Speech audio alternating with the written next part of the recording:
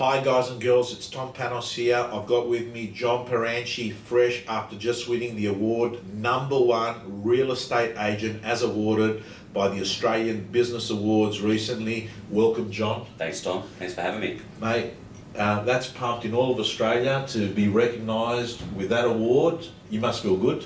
Yeah, over the moon. Pleasantly surprised. I was up against some good company. I had, my good mate Wayne Vaughan in the finals and James Tosterman. So to be mentioned in the same sort of paragraph as those guys was great. But to win the award, wow, yeah, over the moon. Pumped. Extraordinary. So hopefully in the next 20 minutes we're going to get into the way that you think, the way that you act, because there are thousands of real estate agents there that are constantly looking at people like you and saying that one day that can be me. And that's what hopefully that we get out of today's conversation, just to share a bit of those traits and behaviours. For those that don't know you, John, can I just get a short 1-minute version of your real estate career to date? Sure. Started just over 20 years ago. Was actually walking down to the CES looking for a job. And a mate of mine's dad had an office in Ryde, Zarro Real Estate. And David saw me and he goes, "Mate, what are you doing?" I said, "I'm just going to look for a job." And he goes, "You know people, you live in the area, do you want a job in real estate?" I said, "Yeah, why not?" So that's where I started. I worked out of Zarro Real Estate for about a year and a half, then went on to work with Tony Abboud at, back then was Richardson and Wrench, which is now Snowden Parks. I did 5 years at Ray White at Ryde, and I've been with McGrath now for 13 years. Okay, and during that time you've consistently been awarded as one of the top McGrath agents, and averaging $1.5 million in fees or thereabouts. So outstanding. Can I ask you what your current business looks like now? You work out of the Hunters Hill office? Yeah, Tom, I'm based out at Hunters Hill. My trade areas are basically Gleysville, Putney and Tennyson Point.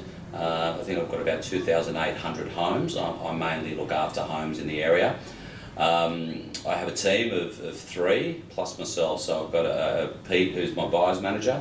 He basically works with buyers. I have Regina, who's just joined us as a PA marketing person. So she'll run my diary, she'll go to the photo shoots, she'll ensure that our vendors are involved in the proofing process. And then I've got young Emily, who basically takes care of all the admin, all the running around, building and pest reports, etc., all the non-dollar productive activity. Okay, so you've got a pod of 3 people that work with you. Yep. Now let's go on, and I want to ask, what are your main ways of getting into listing opportunities? What do you think are the reasons why you get called out? Yeah, it's I think I realised a long time ago, probably when I did join McGrath, that I was in this for the long run. So for me, it wasn't about the next deal. It was about sort of building a relationship with the people that I come into. Not only do business with, but people I meet at open for inspections, etc. So for me, it was just making sure that I provide outstanding service, and I realised that a long time ago. For me, it's not about this sale, it's about the next sale that I can get from there and the referral and so on and so forth. So it's not uncommon to get a phone call today from someone who I met 7 or 8 years ago, for them to say, "Listen, John, you may not remember us. We met you at an open house 7 or 8 years ago. You were the only one that followed us up. You were nice to us. We've since bought a place, not off you. Can you come and sell it for us?" So I think just making sure that the customer service was high on my agenda. Okay, well there's always a saying that I hear agents say over and over again, and that is the best form of prospecting is good service. Oh, absolutely. And that's one of John McGrath's big things. So that's one of the big things that I learned 13 years ago when I joined John. And I still carry that on today. I think customer service is what it's all about. And yeah, the market's pretty strong at the moment. There are a lot of buyers out there, and one of the things that we get on a Monday or a Tuesday when we're calling back our buyers from the weekend is like, "You guys are the only people that are calling us back."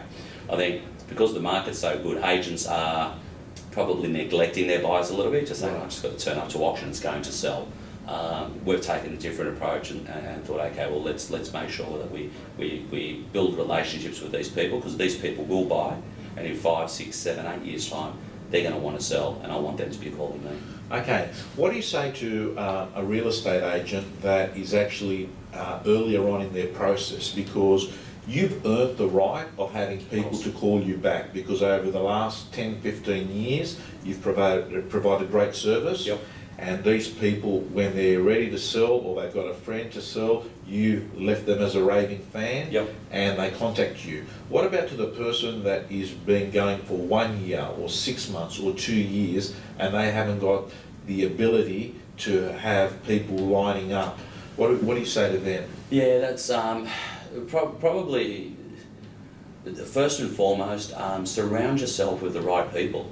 Right. You know, you need to be speaking to people that.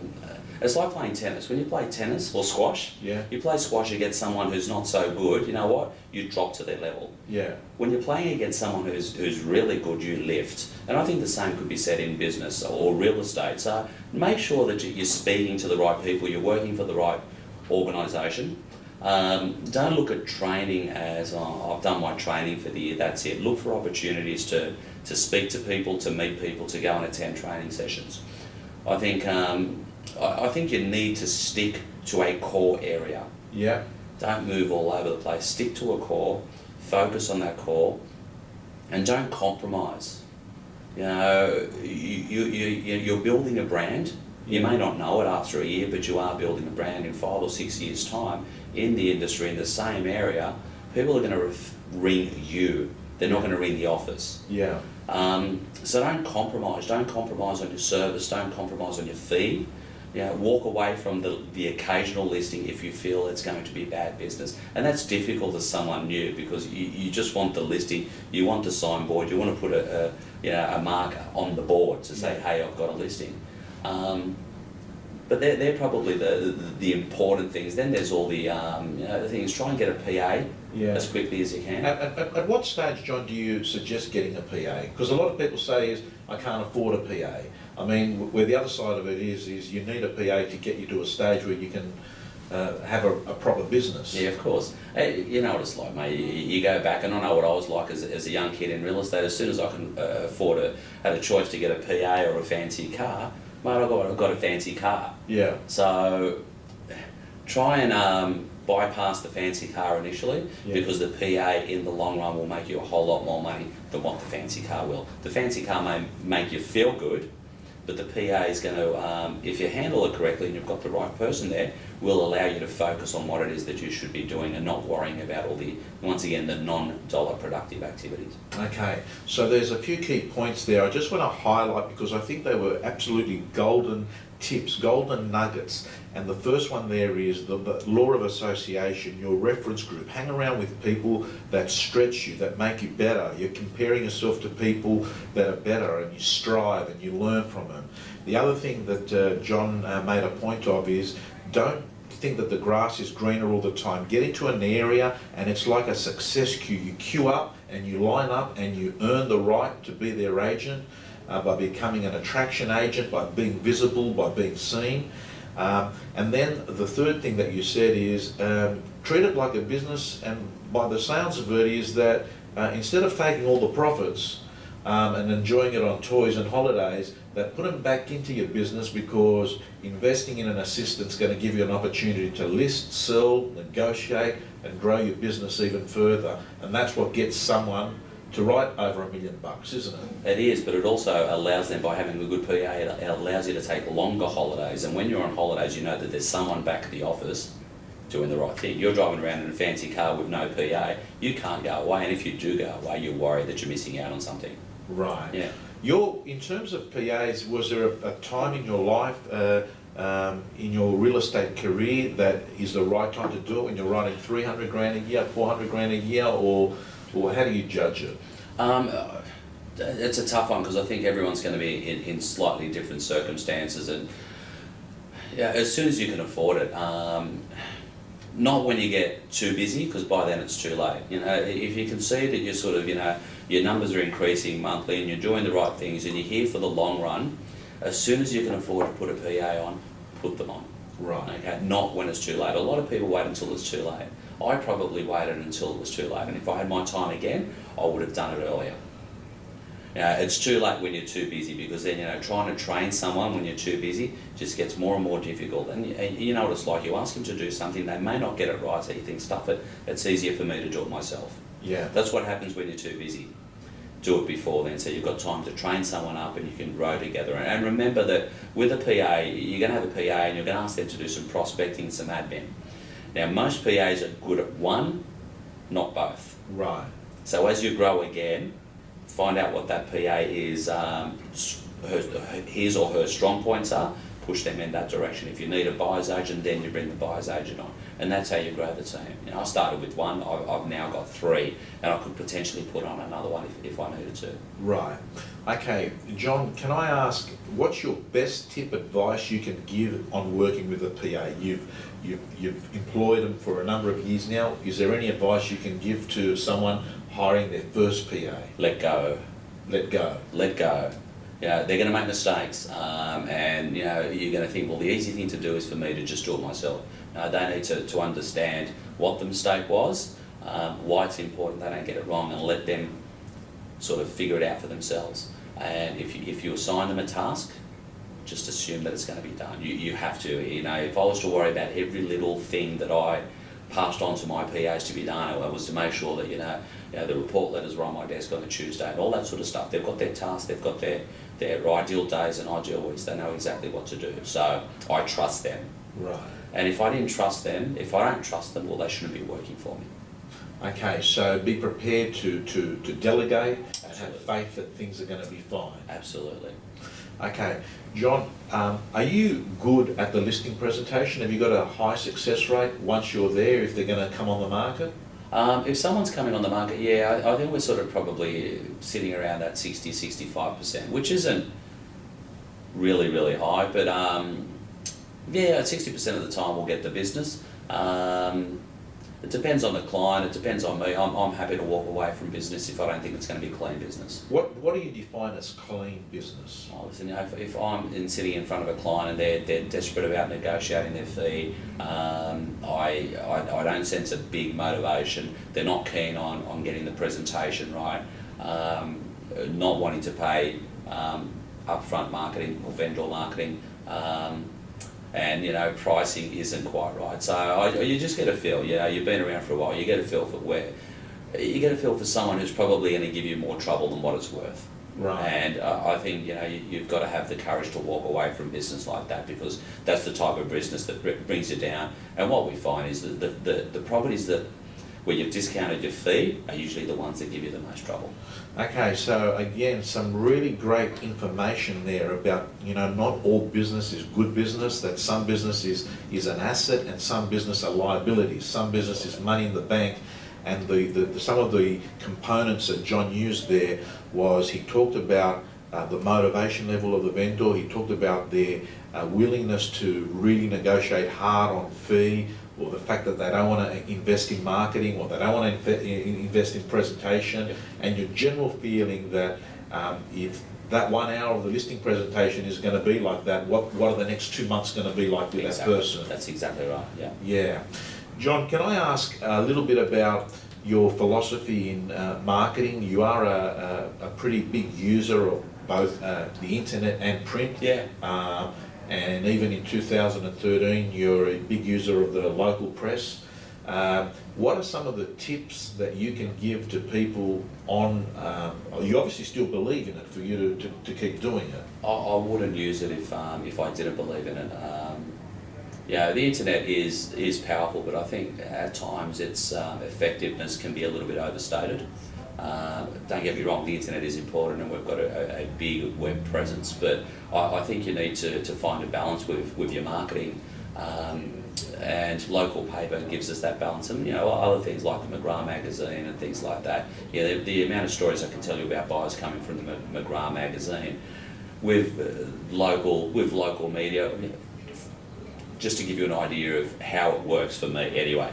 We had a property which we sold a couple of weeks ago. Contracts exchanged on the Monday. Yeah. Now, off the internet Monday night. Yeah. Went in the local paper, went in the Northern District Times on a Wednesday. Yeah. Okay, half-page ad. Had a couple of people ring me on the Thursday, sort of saying, "Oh, we're at the property. Like, I know this has got a sold sign." I've asked the question. I was like, "Well, I've taken that off the internet. Where did you see it?" And they said, "Oh, we saw it in the local paper." But wow, okay, that's pretty good for a Thursday. Yeah. So I thought I better send Pete down to the open for inspection. Although the property had sold on the Saturday, 7 people turned up, Right. and all those 7 people were purely from the local paper, because it'd been off the internet for a week. There'd been Sure. a sold sticker up for a week. These people saw it in the local paper, so it is powerful. It does work in combination with the internet. John, I'm curious, how do you actually present print advertising to a vendor at a listing presentation? You must get vendors that don't want to spend much money in marketing. Absolutely. Tom, the way I see it is this, and I'm pretty passionate about getting it right. And that's what I say to the client. You know, at the end of the day, we're here. We've got one opportunity to get it right. Now, at the end of the day, if someone's looking for a house, for example, in Gladesville, they're going to go on the internet under G and find it in Gladesville. What I'm trying to do with print is get the person that maybe isn't looking under Gladesville, someone who's coming from out of the area, maybe someone who's only looking at Hunters Hill and didn't think that Gladesville would offer them what they want, or someone coming from Drumine, maybe looking at a 2-bedroom semi in Drumine. I've got a beautiful 3-bedroom Federation home in Gladesville for sale. They open it up in the courier and they think, wow, I hadn't thought of Gladesville, let's go over there.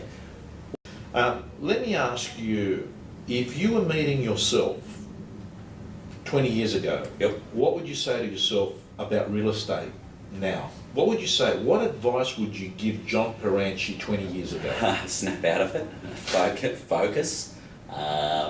It's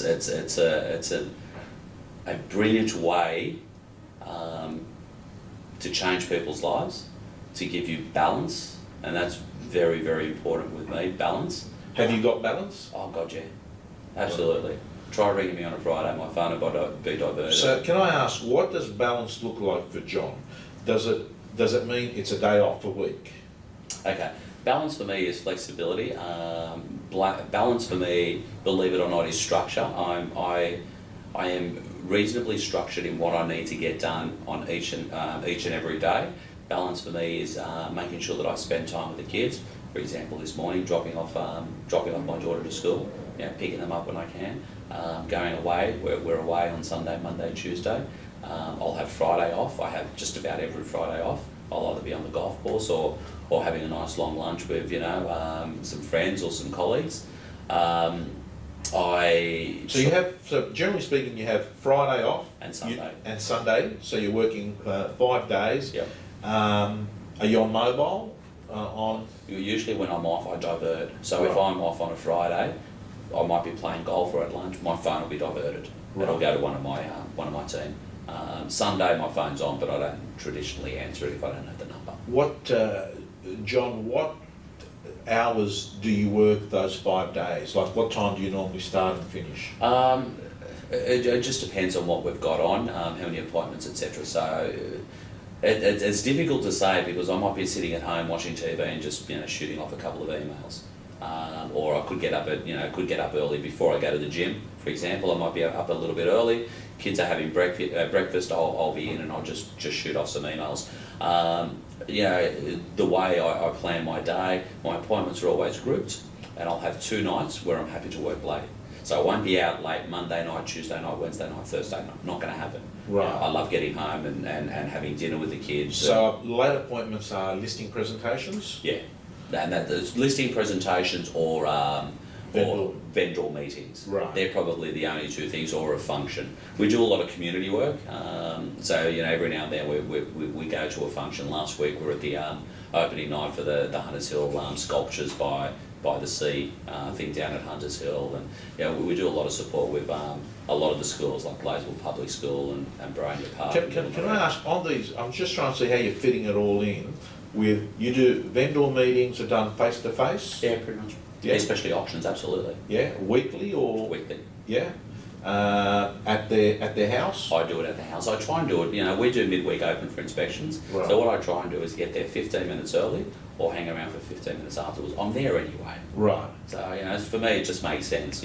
Pete, who's my buyer's agent, he'll dock off to the next open. He'll get that set up. I'll hang back and spend 10 or 15 minutes with the owner, give them a good update, and off I go to the next one. Okay. Do they get a written report? Absolutely. Email or Communication for me is, I say to my clients, I say, listen, Tom, I don't want you to ring me whilst I'm selling your home. The only reason you're ringing me is to return my call or if you've got a question. If you're ringing me asking me how things are going, I'm not doing my job.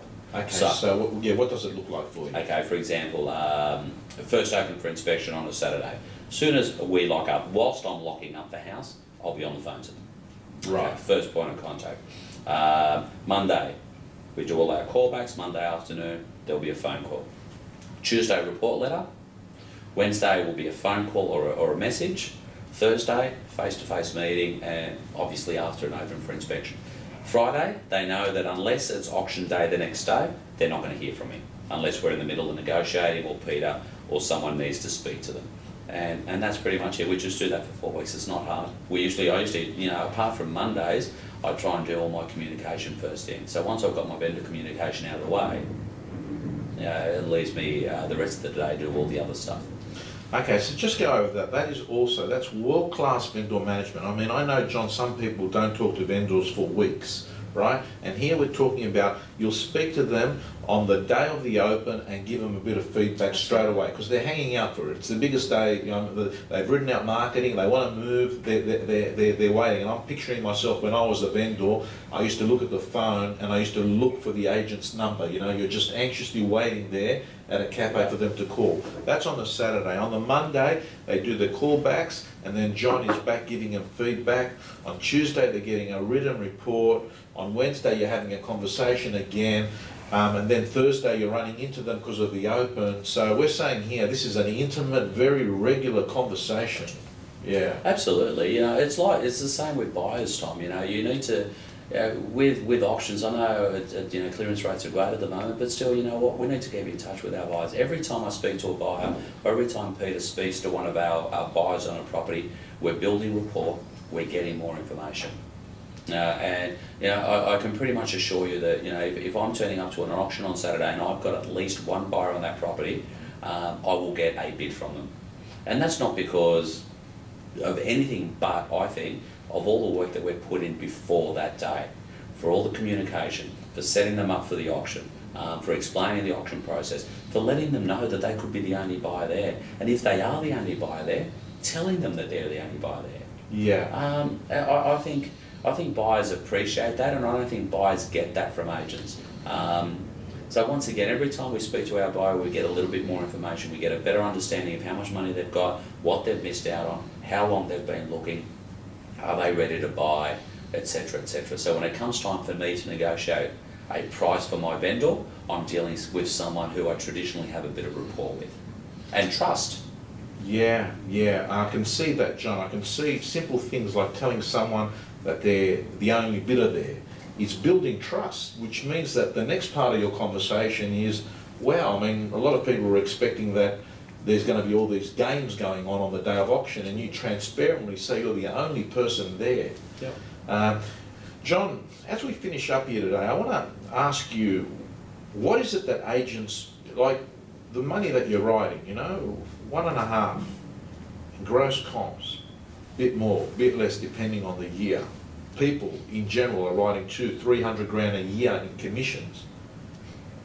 What do they do wrong? And there's some of these people have been doing it for a decade, 15 years. What is it that agents that struggle do wrong? Well, first and foremost, they're probably not going to be watching this video. Right. Okay. The amount of people that sort of say I'm going to a training session, or I've got 2 coaches. For example, the other day we spent time out of the office with my team, just brainstorming, making sure that every step of the process that we do, we're doing right. So I think salespeople need to learn more.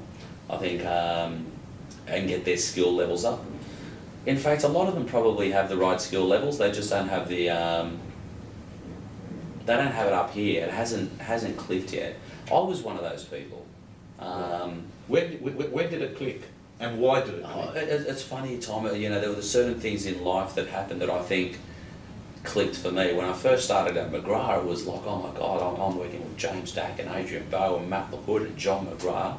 I can never be like these people. then slowly I sort of began to think, well, you know, maybe I could. And then I got married, and that was like a little bit of a boost. And then I found out I was having kids, and that was a bit of a boost. And then I found out I was having twins, and that was like a big boost. Yeah. And then I got there, and then I got a taste for it, and now I just want to stay there, and I want to get better and better and better. But you know, what do things do? What do people do wrong? I think it's all the things that we've spoken about today that they're not doing. Right. So sticking to the core area, surrounding themselves with good people, working for a good brand, training, learning. Absolutely, and one of the things, John, I notice when I see a young person that's got shine in their eyes and they're hungry and you can sense the energy, you know that in 5 years this person's going to be successful. Yeah, absolutely. Yeah, and I've got to say, like, you know, whether you're in another franchise group, Ray White's Hookers, McGrath's, Rain and Horns, Professionals, I could go through all of them.